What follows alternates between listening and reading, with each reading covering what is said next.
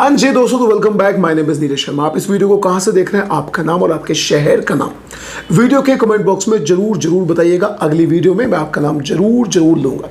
तो बात कर लेते हैं सीधा आज की इस कहानी के बारे में, जिसे सुनकर आपके होश उड़ जाएंगे। तो इस कहानी की पूरी डिटेल्स के लिए मैं आपको लेकर चलता हूँ उत्तर प्रदेश के एक शहर में, जिसका नाम है कन्नौज। उसी कन्नौज में करमुल्लापुर नाम का एक गाँव लगता था, और उसी गाँव में अजयपाल सिंह नाम का एक व्यक्ति, जो गाँव का प्रधान भी था, वो रहा करता था। उसकी लाइफ में सब कुछ बहुत अच्छा चल रहा था। उसकी 3 बच्चे थे। बड़ी बेटी थी जिसका नाम था निधि, और उसकी उम्र थी पूरे 17 साल। उससे छोटा बेटा था सिद्धार्थ, उम्र थी 15 साल, और एक सबसे छोटा बेटा था जिसकी उम्र थी पूरे 12 साल और नाम था अमन। उसकी लाइफ में सब कुछ बहुत अच्छा चल रहा था। उसके पास बहुत ज़्यादा पैसा तो नहीं था, लेकिन उसके बावजूद भी वो अपने परिवार का बहुत अच्छे से ध्यान रखा करता था। उसके बच्चे भी उसका बहुत ध्यान रखा करते थे। ये बात अब से पूरे 9 दिन पहले है। 9 दिन पहले वो लोग शाम को खाना खाकर सो जाते हैं। अच्छा, यहाँ मैं आपको बताना चाहता हूँ कि उन्होंने अपने घर में एक कुत्ता भी पाला हुआ था, लेकिन फिर अब से 9 दिन पहले शाम को घर के पूरे लोग खाना वाना खाकर सो जाते हैं। इस दिन इन सभी लोगों ने खाना एक साथ खाया था।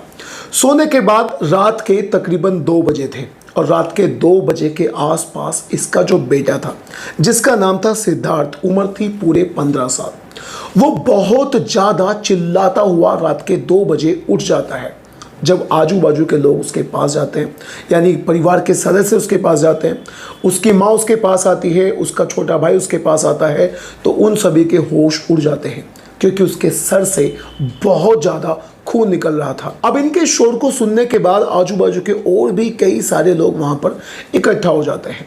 वो ढूंढने की कोशिश करते हैं, आखिर इस बात का पता लगाने की कोशिश करते हैं कि सिद्धार्थ के सर से वो खून क्यों और कैसे निकल रहा था। फिर उनकी नज़र पड़ती है उन्हीं के घर की बड़ी बेटी, जिसका नाम था निधि, और उम्र थी 17 साल। असल में उसके हाथ में एक बहुत ज़्यादा खतरनाक तरीके का धारदार हथियार था। उस हथियार को निधि के हाथ में देखकर लोगों के होश उड़ जाते हैं। शुरुआत में लोगों को लगा कि शायद सिद्धार्थ ने इस लड़की के साथ ज़बरदस्ती करने की कोशिश करी होगी। अब गांव के जितने भी लोग थे, वहां पर जितने भी पड़ोसी इकट्ठा हुए थे, उन लोगों ने तलाश करनी शुरू कर दी इस घर के सदस्य की, इन बच्चों के पिता की, जिसका नाम था अजयपाल सिंह। अब क्योंकि वो गांव का प्रधान भी था, इसीलिए गांव वालों ने उसके नाम को चिल्लाना शुरू कर दिया। और काफ़ी देर तक चिल्लाने के बाद भी जब अजयपाल सिंह नहीं आता है, तो उन लोगों ने उसकी ढूंढ घर में ही शुरू कर दी। उसे घर में ही ढूंढना शुरू कर दिया, तो उनकी नज़र पड़ती है एक व्यक्ति पर जो ज़मीन पर लोटा हुआ था, और उसका जो गर्दन था, उसकी जो गर्दन थी, वो पूरी तरह से कटी हुई थी। जब लोगों की नज़र उसकी शक्ल पर जाती है, तो उनके होश उड़ जाते हैं, उनके पैरों तले से ज़मीन निकल जाती है, क्योंकि उनके सामने अजयपाल सिंह की गर्दन कटी हुई पड़ी थी। उसकी गर्दन से बहुत ज़्यादा खून निकल रहा था।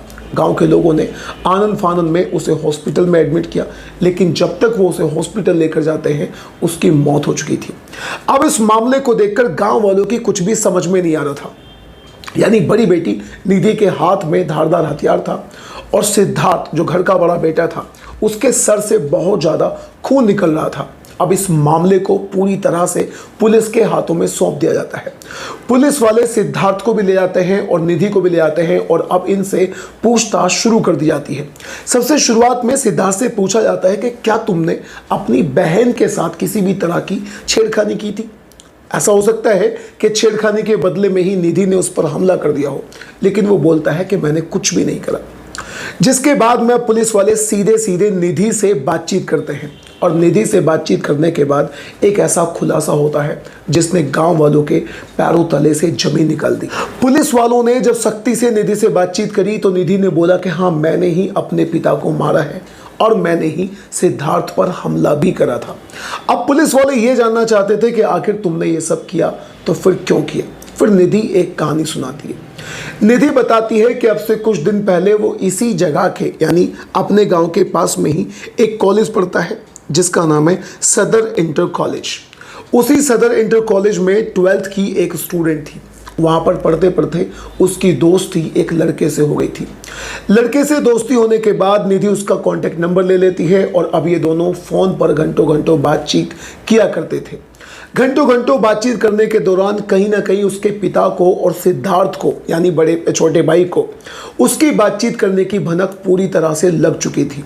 अब इसके पिता ने और सिद्धार्थ ने अपनी इस बेटी को, निधि को, कई बार समझाने की कोशिश करी। उससे बोला कि बेटा तुम किसी से बात मत करो, क्योंकि तुम्हारे बात करने की वजह से हमारी बहुत ज़्यादा बदनामी हो रही है। तुम फ़ोन पर बात करोगी, बदनामी होगी, ये सिलसिला चलता रहेगा, हम तुम्हें टोकते रहेंगे, तो ये सारा सिस्टम सही नहीं होगा। लेकिन निधि के दिमाग में कहीं ना कहीं उनकी एक भी बात नहीं आती। वो उनसे सीधा सीधा बोल देती है कि बात तो मैं करूँगी। ये लोग उसे टोका करते थे, निधि को बहुत ज़्यादा बुरा लगा करता था, लेकिन निधि पूरी तरह से बहुत अच्छे तरीके से रात दिन उस लड़के से बातचीत करना चाहती थी, क्योंकि वो उसके साथ जीने मरने तक की कस्में जो खा चुकी थी। बस इसी बात को दिमाग में रखते हुए जब उसने देखा कि उसके पिता और उसके भाई ने उसके साथ टोका टोकी का जो काम है वो बहुत ज़बरदस्त अंदाज में शुरू किया हुआ है। एक दिन ये अपने उसी दोस्त के साथ मिलकर एक प्लान बनाती है और अपने प्लान के हिसाब से सबसे शुरुआत में शाम का खाना खाने के साथ ये उनके खाने में जहर मिला देती है। घर के परिवार के हर व्यक्ति के खाने में जहर मिला देती है। यहाँ तक कि इन लोगों ने घर में जो कुत्ता पाला हुआ था उस कुत्ते के भी खाने में जहर मिला दिया जाता है। निधि के दिमाग में कहीं ना कहीं बात ये चल रही थी कि जब ये अपने पिता पर हमला करेगी, अपने भाई पर हमला करेगी, तो कहीं ऐसा ना हो कि जो कुत्ता है वो चिल्लाना शुरू कर दे। बस फिर रात के 2 बज जाते हैं। सबसे पहले निधि अपने पिता के पास जाती है। उसका पिता गहरी नींद में था और एक तेज धार वाले चाकू से अपने पिता की गर्दन को काट डालती है। उसकी आधी गर्दन को काट डालती है और जब इसे पूरा पक्का यकीन हो जाता है कि इतनी गर्दन कटने के बाद शायद ही ये यहाँ पर जिंदा बच पाएगा, और यहाँ उसने अपने पिता की गर्दन काटने के लिए अपने प्रेमी को भी अपने उस घर में बुलाया हुआ था।